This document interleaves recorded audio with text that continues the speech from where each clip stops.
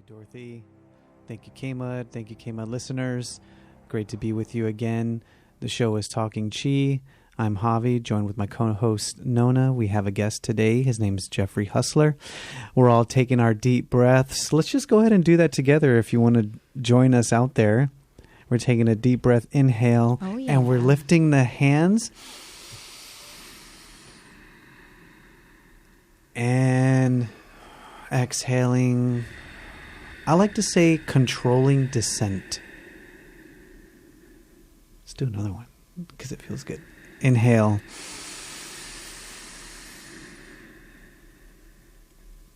Controlling descent. Exhale.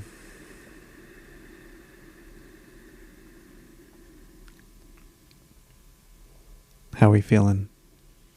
Delightful. Delightful. Yeah. Ready? Good. Well, yes. It's Talking Chi.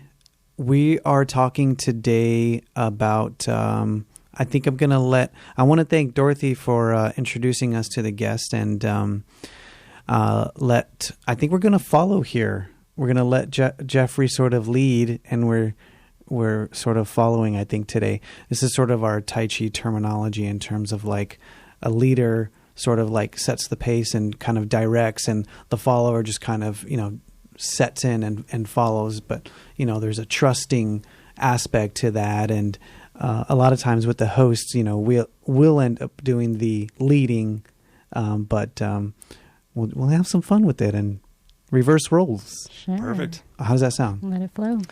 Yeah, I like it. I often don't get called out to be a leader, so this feels good. Okay. Yeah. Excellent.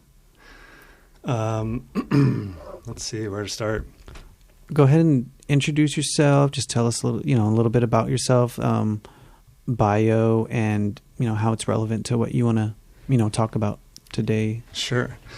So Jeffrey Huslter, and maybe I'll just start out with like a little check-in with like what's going on in my body. Okay. Sure. So this is Jeffrey checking in.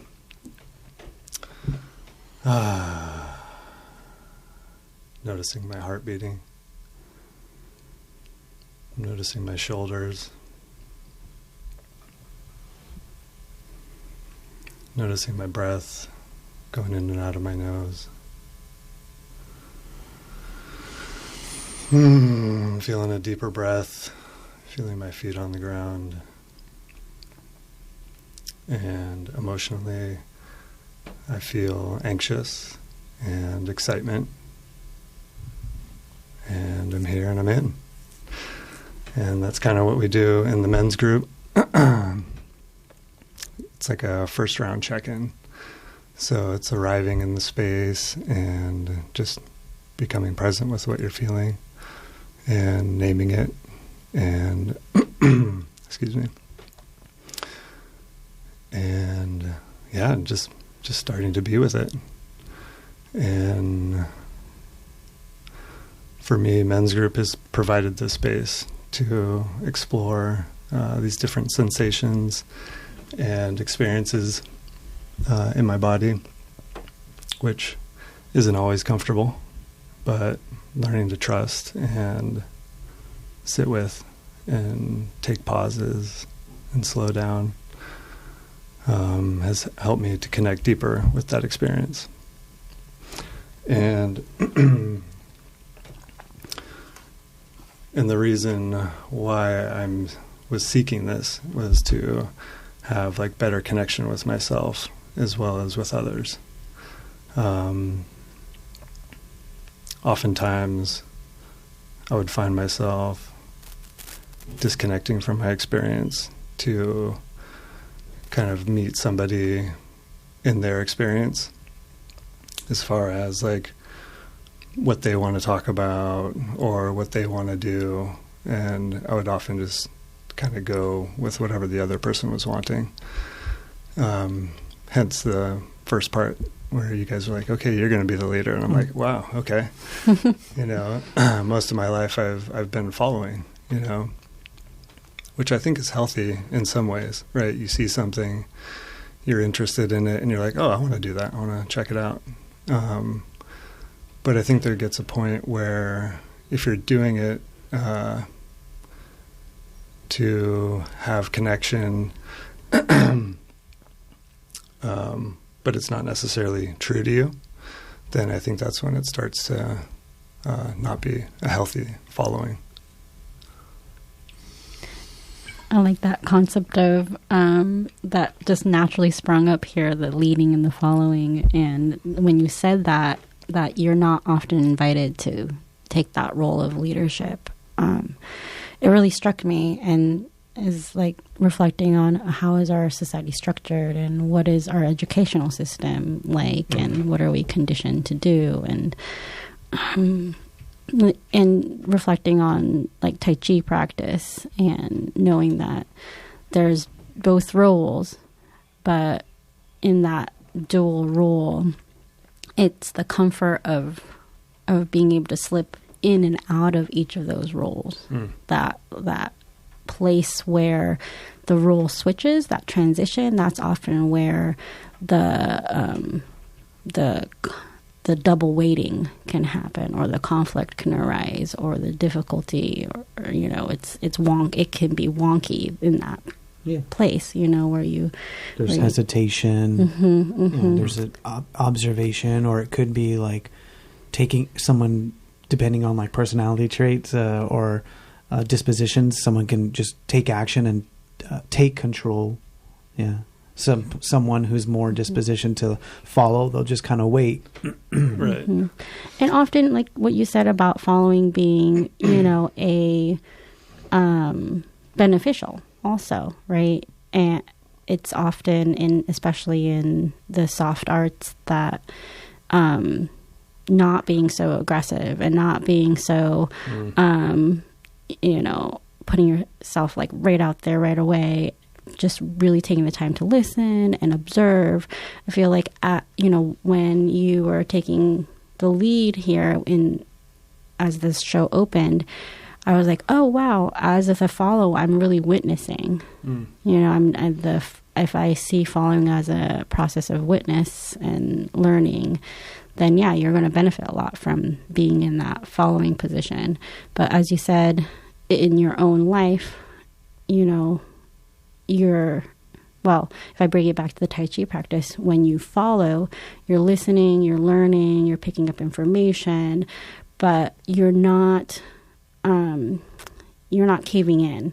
You always maintain this pong, this posture, where your center and your own leadership within yourself and within your body and within your own space is there. So you're not like giving in to the other person who's leading the dual interaction, right? Within your own system of the individual self.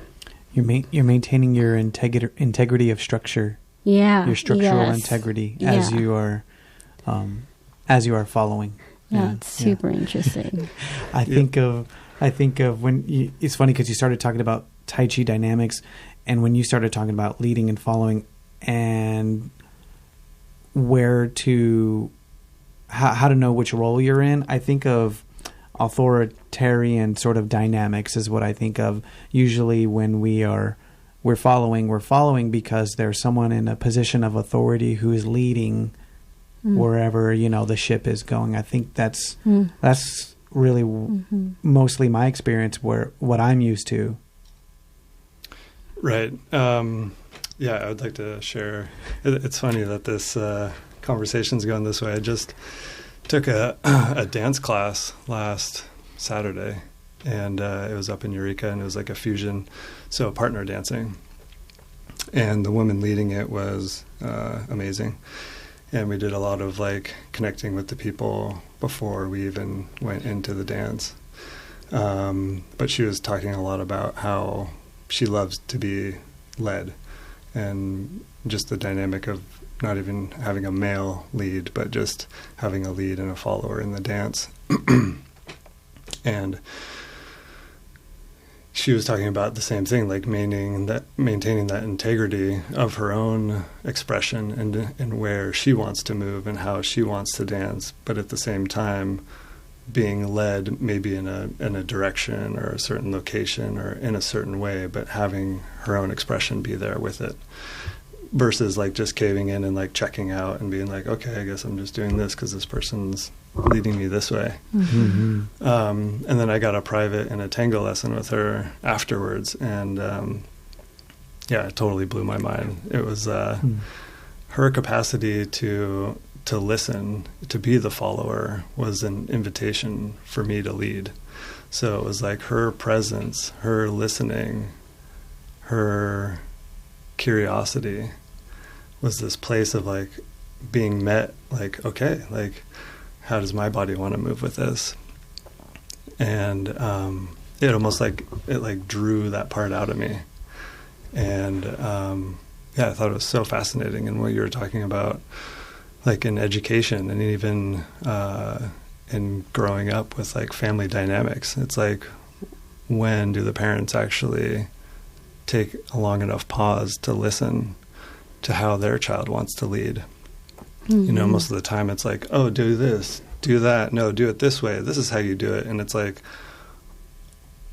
my experience was most of the time the parent is there to like teach them, but I think they're there to like really listen and like kind of have the dynamics shift so that the parent can like learn to be present and I think ultimately learn more about themselves, you know, with the child, and have that child to be have the space to explore what their leadership is like. It's like, how do they want to play? How do they want to move in the world? Rather than trying to filter it into a certain lane or something like that. The words that come to mind for me are autonomy and control and... Hello? Oh, wait. Left side. There you go. You got that too. And the concept of overthrowing, I think.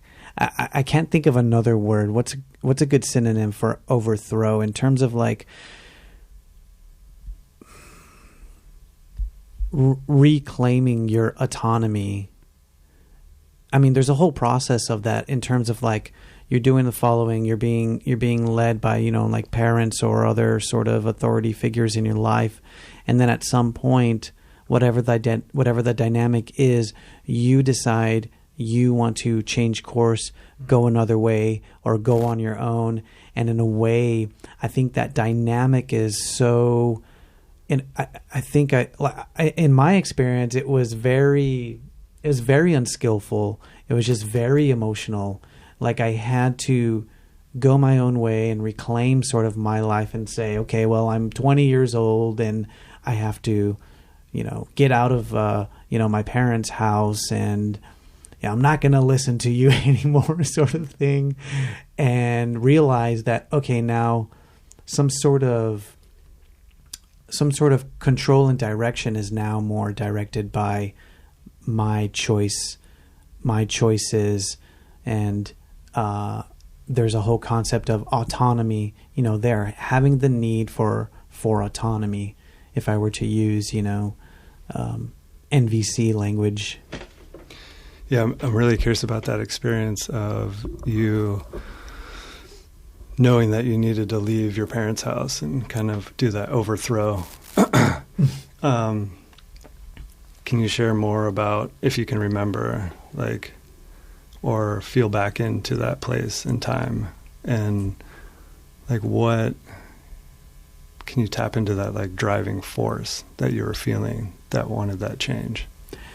It's funny because I just had some family visiting, and we had a little bit of conversation about that. I was asked directly, what made you leave home? Mm-hmm. Because so I have such a huge family, and there were so many people who stay close to home, stay close to parents, stay close to family. And I think it was, it sort of had been kind of building as I was a kid, and knowing and realizing that I don't, there are parameters set, by my folks and whatnot. And I needed to sort of step out of those parameters or those sort of walls, if you will. And when you said building, What was that thing that was building? The building was the idea that okay, I realize I see my experience. I see the parameters. I'm not allowed outside of those, parameters. It could be like as a kid, staying within the block, not able to explore, right, sort of thing. Or it could be as a teenager, have some sort of curfew or whatnot, and or don't hang out with those people anymore, those kids anymore, or something to that effect, right? Right. And were you able to notice like a charge or anything in your body that was starting to drive some of these desires to move away from these structures? In terms of like an energy? Yeah. In terms of like an energy or a charge, it was a mental sort of things. Like, okay, at some point, I know that I'm going to sort of be on my own, and at the same time, during various instances, it was very emotional. Right. Like, I'm stuck, or I'm not listened to, or I'm not heard. Right. So or I'm not trusted. Right. Right. What did that feel like? That was frustrating. That was deflating. That was what else? It was sad. It was hurtful. Right. And as you think back about that, like scanning your body, like, do you notice any places that you were like holding those emotions, or were you able to like let them out freely? They're still there. I think it's in the chest. For me, I think it's in the chest. I think it's in the heart. Right. Reflecting through years of internal practice, I wonder often sometimes if I physically hurt my heart in suppressing emotions and not letting emotion come out, whether it's a sadness or crying or even anger, suppressing anger. Right. Yeah. So, but I've had martial arts practice, and that's sort of been the mechanism to let steam out, if you will. So it's sort of... I got like a good picture of just this like steam coming off of you. Yeah. So that's what martial arts practice had been for me for a long time, is transmuting those energies. Right. Which has been super helpful. Otherwise, I would be left to substances. Right. Yeah. And I still had... behaviors or behaviors. And I've still had, issues with substances and behaviors. So all of that is all there, it's all there. Meditation practice eventually came, martial arts practice, movement practice, all was, part of my life. Fortunately, my parents had encouraged that, so, and then I sort of took, there was a moment in my life where I was taken out of martial arts to pursue more scholastic endeavors and means to get into a good school, get into a good, have a good job, good career, and go down that path. And this was before you moved up here? Oh, yeah. Yeah. Way before.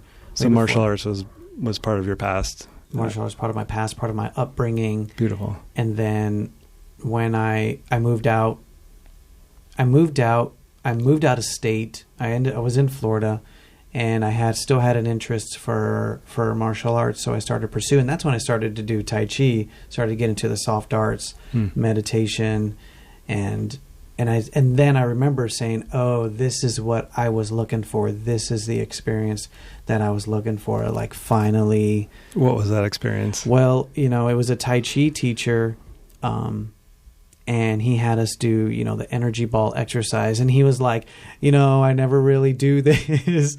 And, I don't know, he was sort of feeling the space, I think. And he was like, okay, well, I just want to invite everyone, face your palms toward, one another, take a deep breath, take a second, and see if you can feel anything between your palms. And that was the first time I've ever felt energy. And I've been sort of primed, I think, because I've primed for that experience, because I've always had the intuition and the feeling that, you know, there's always something more, there's always something deeper, or there's an experience that cannot be seen that I was looking for. Yeah. So the connection to more, of your spirit, your energy. Yeah, and that cannot be seen. That is what I always knew there was an experience or something that was happening that we cannot see.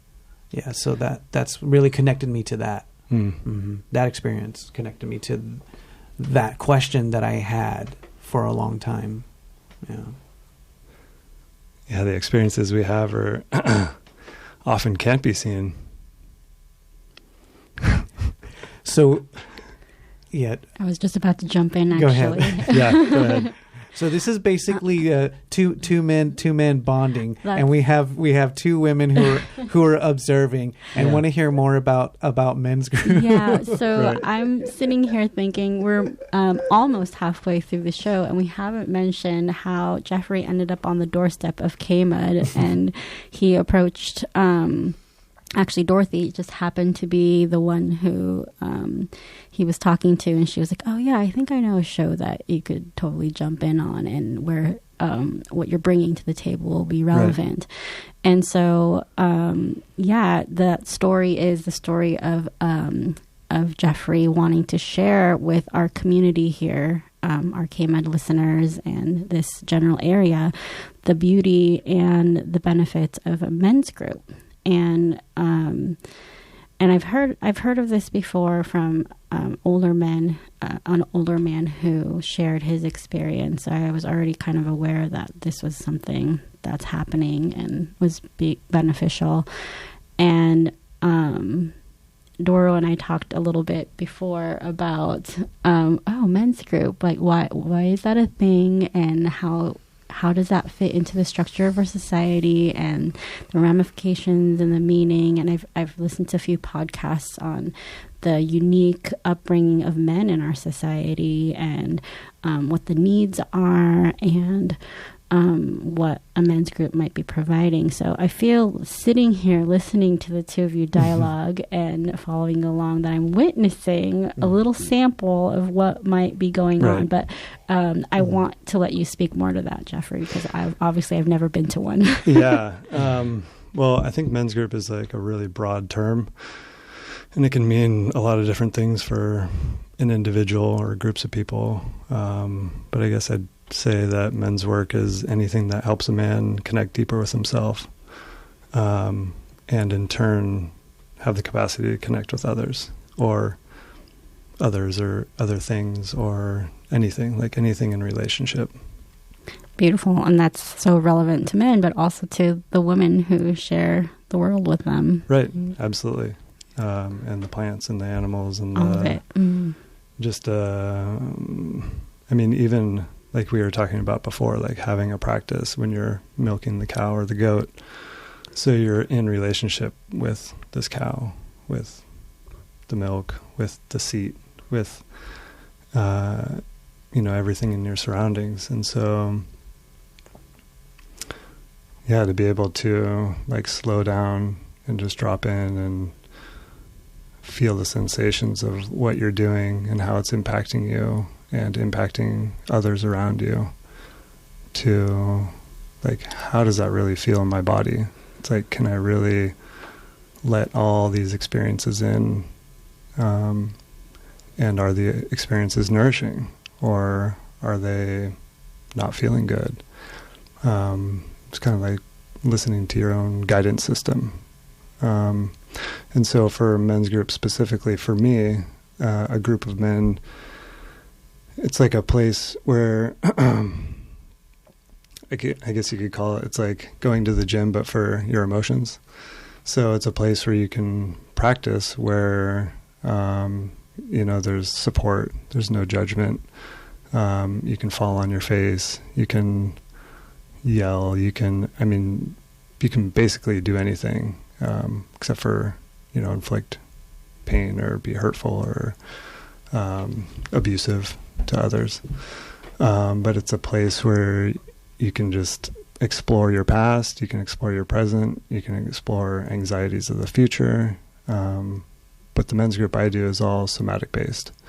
So talk more about that. Right. So the intention is to maybe get a story going, but then ultimately dropping the story to come into your direct experience of either an emotion or, I mean, mainly it's an emotion or sensation of the body, and to be able to connect deeper into that, to let that either move or guide you in your next step of connection. So, like, for example, you were listening to Javi relate his story of his upbringing Right. and his relationship to having to leave home. You asked him questions. You said, how did that feel at the time? Right. And he was able to come to name the emotions and also say where in his body he's carried that, and also then recognize, oh, actually, it's kind of still there a little bit too. And how's that affecting his present even? Exactly. Okay. And so... yeah, so it feels like all this is leading to like a deeper connection. Like I want to know more about him. Like I want to know about the story too, but I want to know about his like visceral experience, because that draws me in. And I'm like, I feel, and when you share things like that, I feel closer. And then I feel like I can like soften more. I feel like I can open up more. And for me, what it is that I really want is like honoring those pauses and those breaths when I connect with people. When I feel like that happens, we start to co-regulate and our nervous systems start to drop, and then we can kind of become more aware of like how it is we're feeling or what's going on around us. And it ultimately connects, I feel like it helps like intimacy grow. And I love bonding. Like I have experienced it a few times. I mean, I guess I'm still exploring like what bonding is. Like, is it just the felt sense of like oxytocin and like all the neurotransmitters? Or is it something else that you can't see, that you can't really name? So I feel like when there's that slowing down, and there's that space to be able to experience something else than what we're normally experiencing of story and things like that. That's great. It's taking it out of the head space of where the story is to the whole entire system, the whole entire body. I think of when you said co-regulate, I really like that word. And there's so much potential in that word for me, that we can actually help each other maintain stability and peace, and right. And also, it could go, there's the negative side to that Codependency. Codependency was also like groupthink and panic and all that stuff that happens. Yeah. So that wouldn't be regulating. You're right. Dysregulation. Yeah, exactly. Co-dysregulation. Right. But I think I read somewhere about the heart and the electromagnetic realm that it can emanate, 6 feet, out. So when we're sitting in a room together, or you were in a room with other people, you're actually sensing their bodily experience. Yeah, exactly. Oh. And and then also, so if there's like bad experiences in the past, or I don't know if it's bad, but just experiences of not feeling safe with others or something like that, that can cause tension in the body, which I think kind of probably would even shrink that field. So, and then you don't necessarily have the capacity to open up and actually let that information in.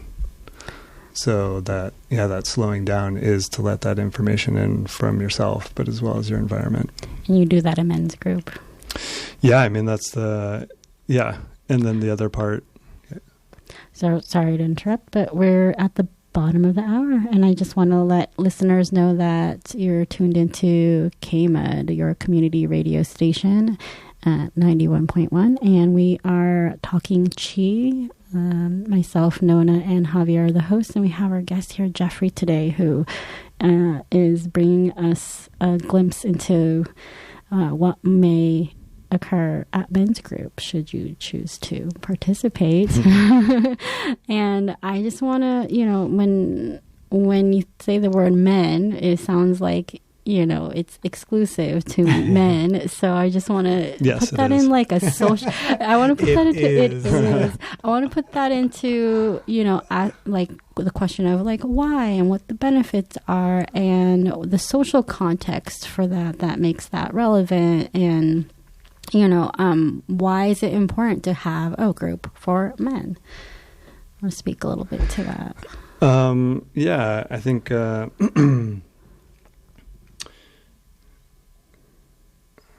men have this, we have the same biology and chemistry. So I think for me, I really wanted bonding with my father growing up. And in some ways I did. Like, he was there for all my sports and everything. But I wanted this like deeper experience with him, like this eye connection, this like really him seeing me like in my power and my leadership.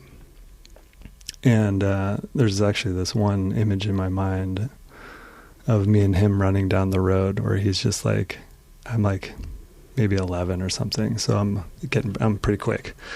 And he's this, he's probably 40, he would have been, I don't know, late 40s or something like that. And so we're running and I'm starting to like pick up the speed. And then all of a sudden I like see him look over at me and just like totally acknowledge like my speed, my strength. And it just felt like there was this like really satisfying seeing of myself through him, or him seeing me. And it just like sparked this like joy in me.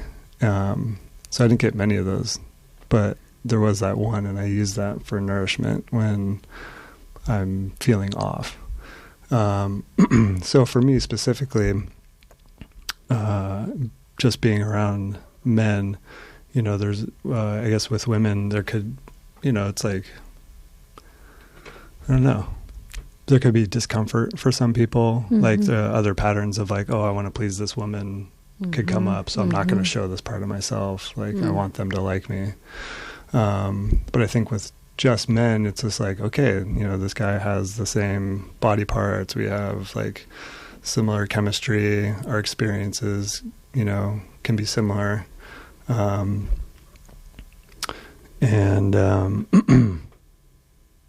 Yeah, I wish I could say more about it, but there's just this,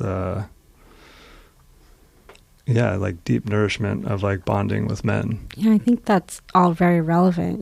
We hear of women's groups a lot, and it's very common that women get together and they, talk about their experiences, which could be very similar or not. And it's just like the energetics and the background. There's no pressure of that male-female dynamics in there. You just kind of take that away and make it not a factor. Which I think is, I think it's huge. It's like, even if it's conscious or unconscious, Yeah, we have our own conditionings around that. And if you could make it less complicated to begin with, to help with that, getting in touch with yourself process, I think that's great. I think I see it in like, coming of age kids that, it's like before they've gotten in touch with themselves, they're starting to think of, the opposite sex. And you're like, well, there's a lot of, you miss a lot if you don't cultivate that self-awareness piece and that's internal stability. So, I think it's important to have that process, and our society doesn't really promote that. I just want to come to that because that's what really piqued Doro and I's, when we were like, oh, okay, we're going to have men's group on the radio. Well, what's so unique about that? And why is it so rare, and what's going on there? Yeah, because we have all these avenues of connection, or maybe not connection, but engagement for men, like sports. These are ways where there's rules. You can touch a certain way, you can act a certain way, you can behave a certain way, and there's like this container for it. with all these rules. So for a men's group, it's like we have a similar thing, but maybe our rules are obviously different. And the the idea is to be able to experience your emotions. What are some of those rules? Well, I mean, just that you're not going to harm another, like physically or be verbally abusive. But oftentimes we will get into a place where there's like activation in the nervous system. So if there's like a process that somebody's experienced that like still holds a charge in their body, sometimes we'll want to like activate that charge. And most of the time the charges are like fight or flight or freeze responses. And so to be able to move in and out of that, and not having this like subtle freeze state, like I've experienced freeze for so much of my life. So other people will go right into fight. So to be able to have a container where you can like play with that edge of like getting into it and like, oh, he's getting into the fight mode. And it's like how to get that person to the edge, like start to feel the edges of that fight mode. And then if it's time, you can push them over to where they can like fully experience their fight mode. And, which can be tough because if somebody kind of like blacks out and actually does go into fight mode, that can happen. I haven't seen it happen, but hopefully you can keep enough awareness to where, you're in that fight mode, but you're allowed to fully express that, and you can just get pissed at another man and just like, as long as like there's an agreement, like, okay, I'm going to play this role. All right, bring it on. Right. And, you're letting the energy flow through. And the way that might look is like you're asking questions and I think like if you're asking me questions and you're touching on something that in the past was hurtful or harmful and something that I've suppressed and something that I haven't dealt with or reflected upon, right, my response might be, yes, don't you think that, something like, don't you think obviously like that there is a charge there, Jeffrey, right, how would you feel in a situation like that? And obviously you notice people be observing and being like, okay, this guy's definitely he's still holding it, he's feeling it, and he's getting into that edge, and you might say, it sounds like you're pissed about it still. Of course, Jeff. It's like, why are you escalating this, or why are you poking, or why are you prodding, or why are you trying to? I think open that up or something. Yeah. Exactly. Why are you trying to open up a wound or a scar or something like that? I think that might be a question that some people might have, right? If they're not used to processing, I think. Right. So it's I would say so you can move in and out of it, right? So if I'm holding on to anger, it has like it kind of has like a leash on me. It's like, and I'm still like resisting it. Like I'm not allowing that anger to fully come up. So it's definitely a very fine line, whether you take somebody into the full experience or you just play with the edges. So it's like, as you were talking and like getting louder, I was noticing like my pelvis, like starting to like vibrate, and like my legs starting to like get more ground. And it's like taking this, like, I can like feel into it, like taking this like fighting stance. Like I'm going to stand up for myself. Right. I'm going to throw this table, it's like, there's definitely, I still have like anger within me that I haven't like totally let out. And that's a place that I've shut down. Like I shut that down when I was a kid and was like, learned to be like, okay, anger is not allowed. It's a sort of dormant energy is what comes to mind for me. Right. Yeah. And I've felt it a couple times, and it's amazing. It's like this hot lava that's just like, yeah, it's amazing. So like that's some of the things I'm still working on, is like being able to like really not go into full like blown like anger mode and like yell, but to be able to feel the energies of it and be like, oh my gosh, like I'm getting angry. But I think anger is also linked to passion too. So it's like if you suppress your anger, you don't have that fire, and then you don't have that passion in your life. So, so that's kind of one. There's a lot of yin-yang overlap and reference here, especially when you talk about fire, energy, using that energy or having a sense or a perception of control over the energy, in contrast to the energy having a control over you. Right. Witnessing all that, observing all that, seeing yourself in a place where, well, I don't want to be in control of another energy. I want to be in control of my energies. How do I go about doing that? What's the process? What would that even feel like? Because obviously this is not feeling good right now for me. And it could be like, I hurt my friend, or I hurt someone else, or I'm hurting myself. Right. Yeah. And I think for me, when you say control, I kind of go like, yeah, like I don't, for sure. Like I don't want to practice like controlling something, because then that feels more like repressive, I guess.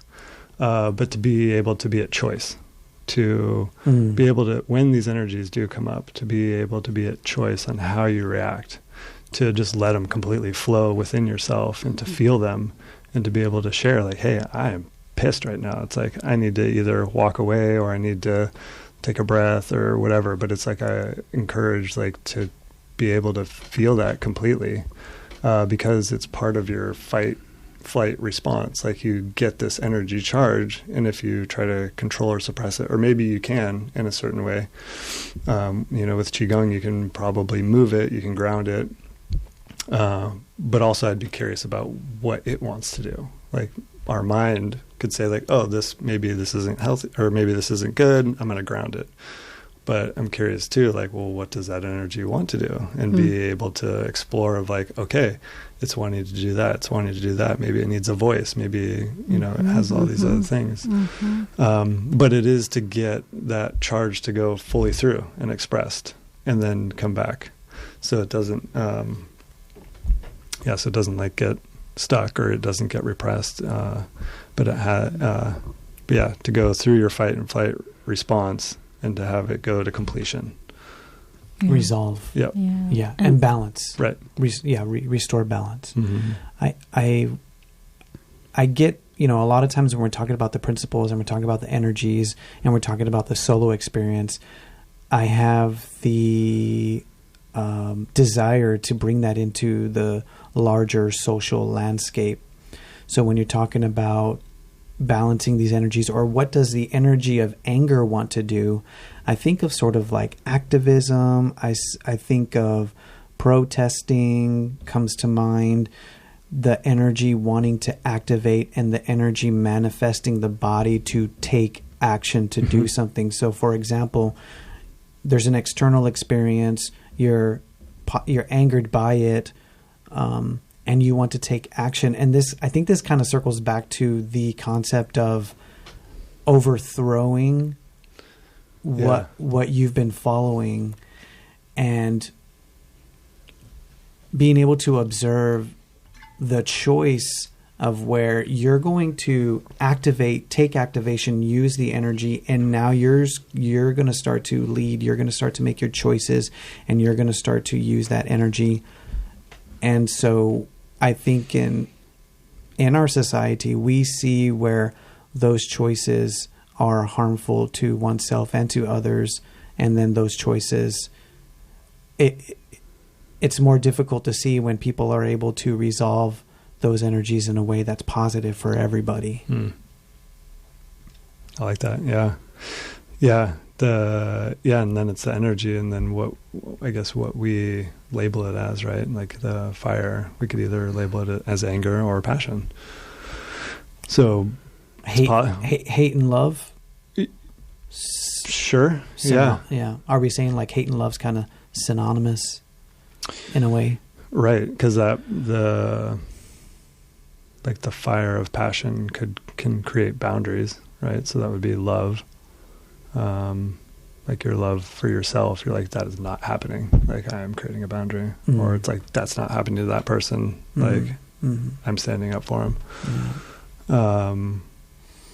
Or the hate or the anger part could be the destructive, like, I don't agree with them, I'm going to go beat them up, or I'm going to make sure that they never get what they need, or something like that. Yeah. So yeah, directing that energy, whether, I guess we're talking about fire, but. Well, along these lines,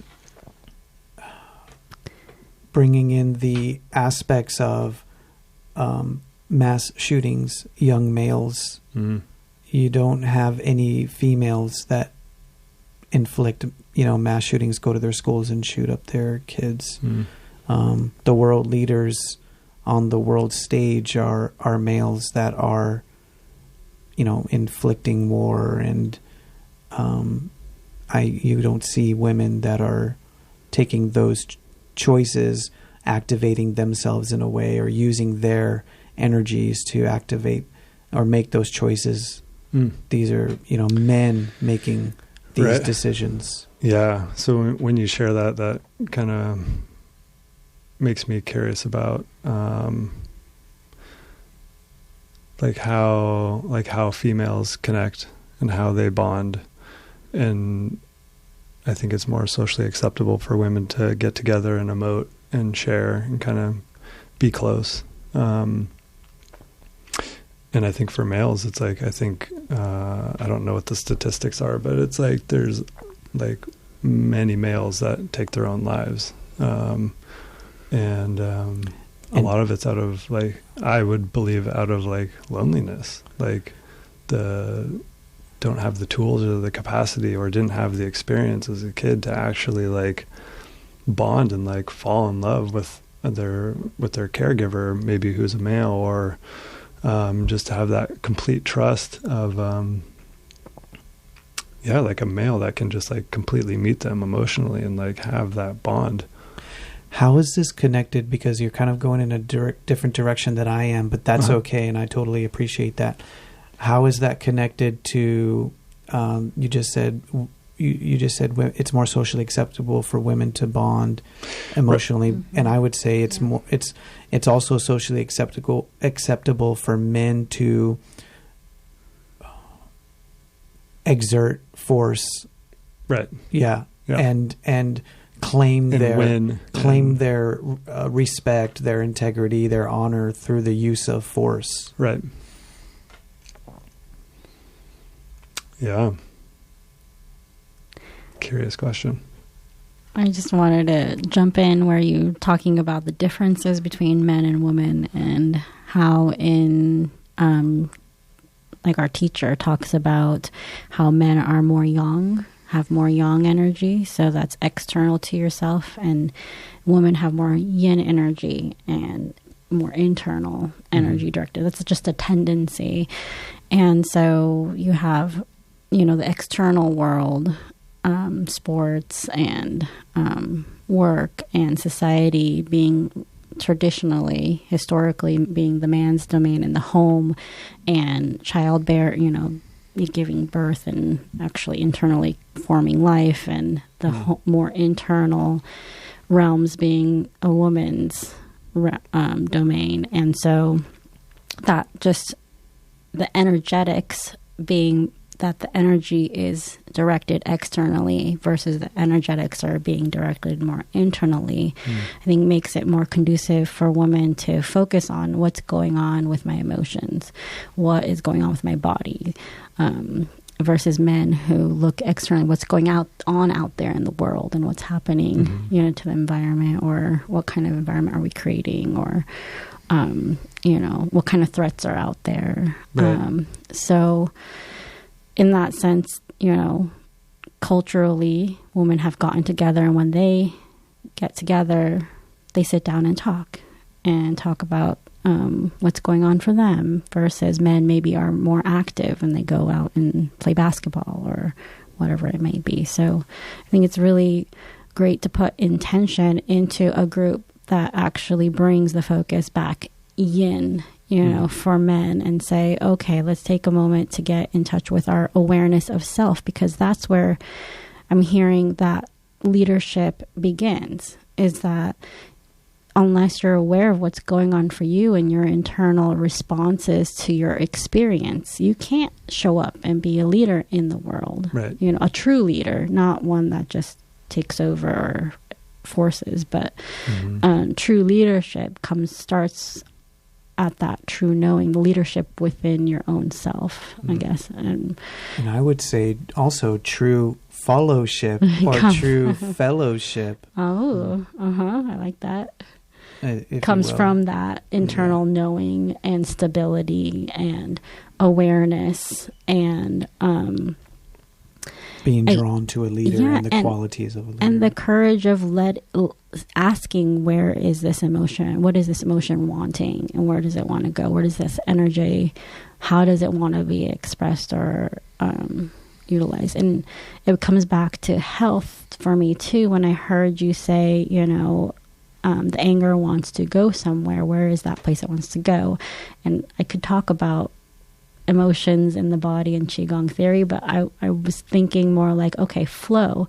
Energy flowing is what we consider true health.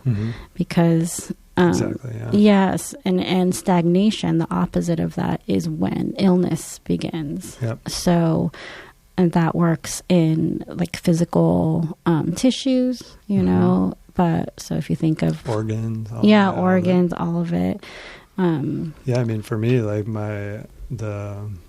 that freeze state that I was sharing that I've experienced for a lot of my life, that kind of check out. Freeze.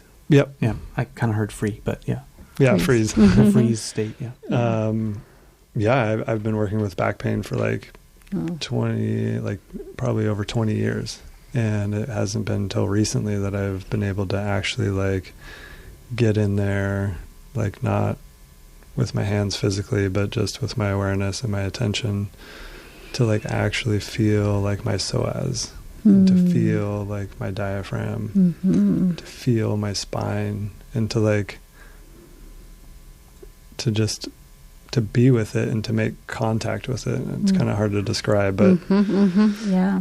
I think we get you. Yeah, and to find like what does my back need for support? Like, what does that look like? And for me specifically, like, just this practice came through of like feeling what it would feel like for my thumbs to just be like all the way in between my vertebra, like between where my ribs come in and where the psoas and diaphragm and spine all meets.